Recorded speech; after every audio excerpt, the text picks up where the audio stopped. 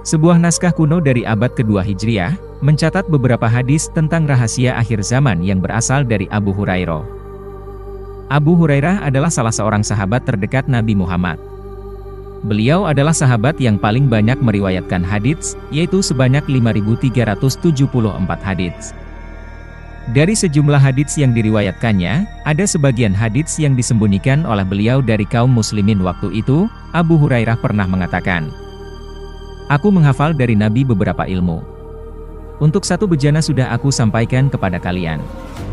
Untuk bejana kedua, andai aku sampaikan kepada kalian, maka kepalaku akan dipenggal."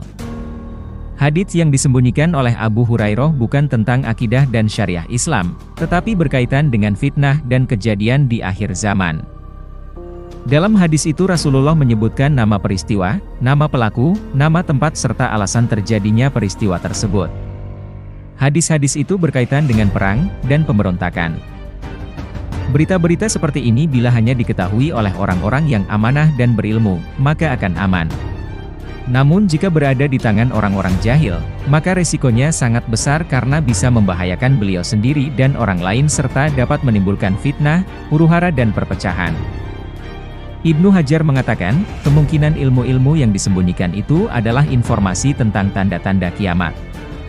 Apabila disampaikan akan terjadi kekacauan di akhir zaman, dan kemungkinan akan diingkari oleh mereka yang tidak mempercayainya. Namun menjelang akhir hayatnya, Abu Hurairah menyampaikan sebagian informasi rahasia itu kepada beberapa sahabat dekatnya dari kalangan tabi'in, yakni generasi kedua sepeninggal Rasulullah. Manuskrip langka itu ditulis oleh seorang tabi'ut tabi'in, yaitu generasi ketiga setelah Rasulullah wafat, yang berasal dari Syam. Manuskrip itu berjudul, Salam Wahab fi Akhir Zaman Arab, yang sekarang tersimpan di Istanbul, Turki. Dalam manuskrip itu tertulis beberapa peristiwa besar yang terjadi di dunia, lengkap dengan nama-nama tokoh pelaku utamanya. Berikut beberapa kutipan kejadian penting sesuai dengan terjemahan aslinya.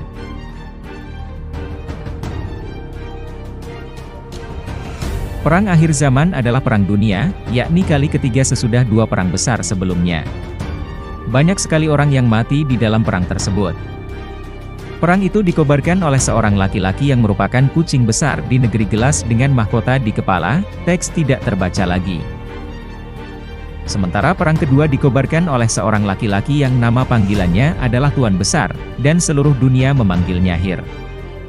Kemudian Abu Hurairah berkata, dalam hitungan tahun Hijriah sesudah 1300 tahun, mereka mengikat perjanjian yang di situ Raja Rum melihat bahwa perang semesta dunia mesti terjadi.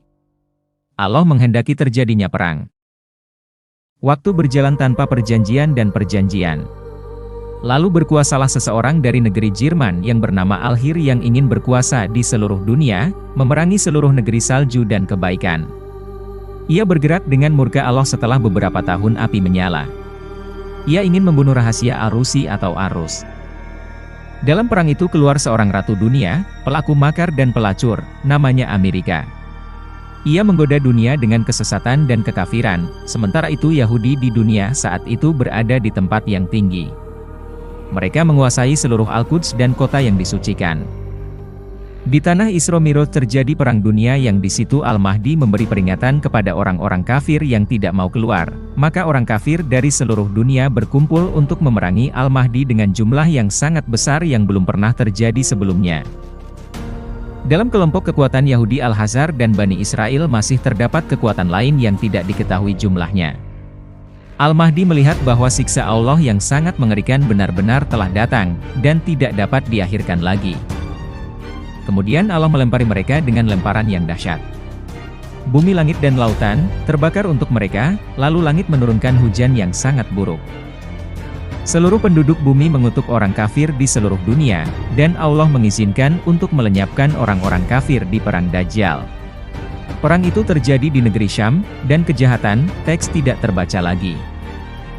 Riwayat Abu Hurairah itu mengandung sejumlah kata asing bagi orang Arab waktu itu, seperti Al-Hir atau Hitler, Jerman atau Jerman, Al-Rus atau Rusia, Amerika atau Amerika dan Al-Hazar, sebuah suku yang disebut juga sebagai suku ke-13 Bani Israel, yang diduga sebagai lokasi tempat dilepaskannya Yajuj Majuj. Seandainya riwayat itu benar berasal dari Abu Hurairah, maka wajar bila beliau tidak sembarangan menyampaikannya kepada setiap orang, karena dampaknya akan menimbulkan saling curiga dan saling tuduh, sehingga dapat menimbulkan kekacauan di kalangan kaum muslimin sendiri. Lain halnya jika diungkapkan pada abad 20 atau abad 21 saat ini, di mana kita dapat langsung menunjukkan siapa saja pihak-pihak yang dimaksudkan dalam manuskrip tersebut.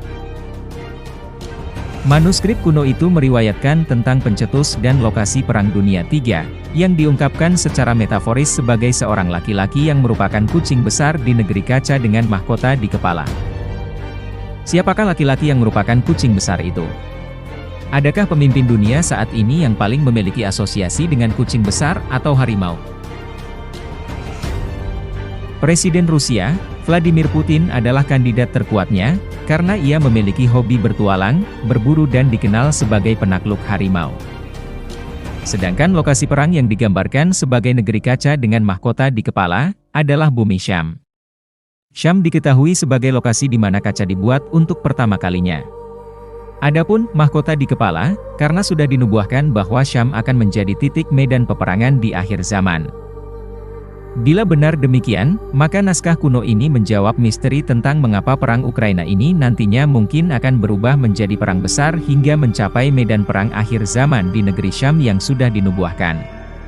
Itu sebabnya dalam garis waktu sejarah akhir zaman, peristiwa besar itu disebut Malahim atau serangkaian peperangan.